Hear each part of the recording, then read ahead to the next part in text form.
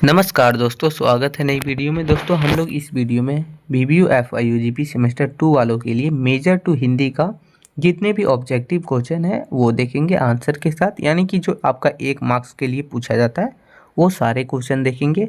आप ये कर लीजिएगा तो इसी से आपका जो है 5 मार्क्स जो आता है वो इसी से आ जाएगा। ठीक है, तो चलिए शुरू करते हैं दोस्तों। ठीक है, एक एक करके सारे क्वेश्चन देखेंगे आंसर के साथ। तो देखिए पहला क्वेश्चन हो जाता है हम लोग का कि रीति काल की प्रमुख काव्य भाषा क्या थी। यानी रीति काल में जो काव्य भाषा थी, प्रमुख काव्य भाषा वो कौन सी थी। तो ब्रज भाषा थी। कौन सी थी? ब्रज भाषा। ठीक है दोस्तों, ब्रज भाषा। तो ये हो गया पहला क्वेश्चन। दूसरा क्वेश्चन है, बोल रहा है कि उत्तर मध्य काल को सर्वप्रथम रीति काल नाम किसने दिया। तो आचार्य रामचंद्र शुक्ला। या फिर सीधा ये समझ सकते हैं आप, ऐसे की जगह ये भी लिखा रहता है कई बार कि रीति काल शब्द जो है या फिर रीतिकाल शब्द किसने दिया, ये नामकरण किसने किया। तो आचार्य रामचंद्र शुक्ला जी ने ही किया था। ठीक है, आगे तीसरा नंबर क्वेश्चन देखेंगे। तो तीसरा नंबर क्वेश्चन है, रीतिकाल में किस रस की प्रधानता रही है। रीतिकाल में किस रस की रही है। तो श्रृंगार रस की, है ना, इसलिए इसे जो है श्रृंगार काल के नाम से भी जाना जाता है।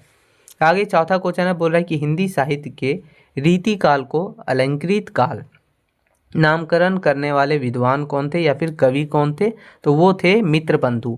यानी मित्रबंधु जो थे वही जो है इस काल को यानी रीति काल को अलंकृत काल भी कहा करते थे या फिर नामकरण किए थे। ठीक है, आगे क्वेश्चन नंबर 5वां है दोस्तों, बोल रहा है कि किस कवि को रीति काल का प्रवर्तक माना जाता है। तो किस कवि को? तो केशव दास। जो केशव दास है उसे जो है रीति काल का प्रवर्तक के रूप में माना जाता है। तो ये आपका 5वां क्वेश्चन था। छठा नंबर क्वेश्चन है दोस्तों, बोला है कि रीति काल का समय जो है आचार्य रामचंद्र शुक्ला के अनुसार कब से कब तक माना जाता है। तो 1643 से लेके 1843 ईस्वी तक माना जाता है। किनके अनुसार? तो रामचंद्र शुक्ला जी के अनुसार। तो ये ध्यान रखिएगा। ठीक है, आगे देखेंगे दोस्तों क्वेश्चन नंबर 7वां हम लोग का है, बोला है कि बिहारी सतसई के रचयिता कौन है। तो देखिए यह नॉर्मल से पता चल रहा है, जो बिहारी सतसई रचना थी उसके रचयिता कौन है, उसके लेखक कौन है।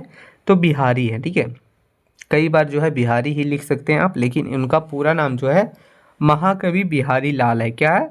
बिहारी लाल। ठीक है, 8वां क्वेश्चन है दोस्तों, बोल रहा है कि रीति काल को अन्य किस नाम से जाना जाता है। तो रीति काल को जो है श्रृंगार काल के नाम से भी जाना जाता है। तो ये ध्यान रखिएगा। क्वेश्चन नंबर 9 है, बोल रहा है कि बिहारी सतसई में कितने दोहे हैं। जो बिहारी सतसई रचना है उसमें कितने दोहे हैं। तो 700 दोहे हैं। कितने? 700 दोहे। आगे चलिए क्वेश्चन नंबर 10 की ओर चलेंगे दोस्तों। तो क्वेश्चन नंबर 10 बोल रहा है कि मतीराम किस काल के कवि हैं। तो मतीराम जो हैं वो रीति काल के कवि हैं। कब के? रीति काल के। क्वेश्चन नंबर 11 बोला है कि रीति काल का वीर कवि कौन है, या फिर रीति काल के वीर कवि के रूप में किसे माना जाता है। तो भूषण। भूषण जो है उनको जो है वीर कवि के रूप में माना जाता है। ठीक है दोस्तों, आगे क्वेश्चन नंबर 12 बोल रहा है कि वियोग श्रृंगार का प्रमुख कवि कौन है। तो वियोग श्रृंगार का प्रमुख कवि जो है वो धनानंद है। कौन है? धनानंद।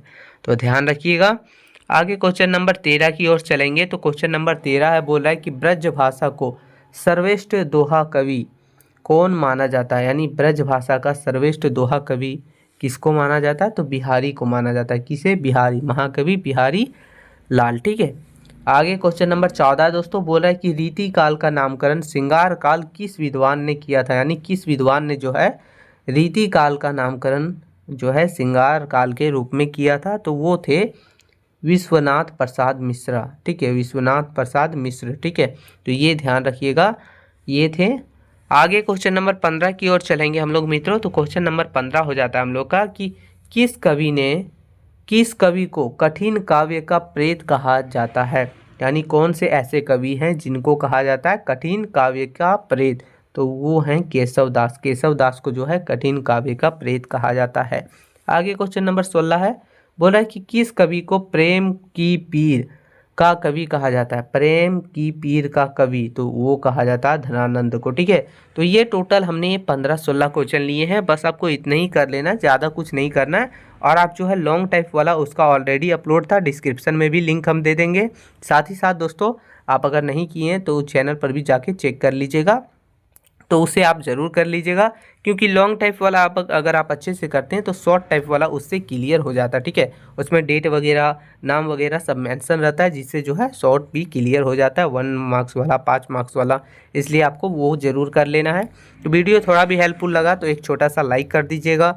चैनल पर नए हैं तो सब्सक्राइब करके बेल आइकन को ऑन कर दीजिएगा। मिलते हैं नई वीडियो में, तब तक के लिए जय हिंद दोस्तों। ठीक है।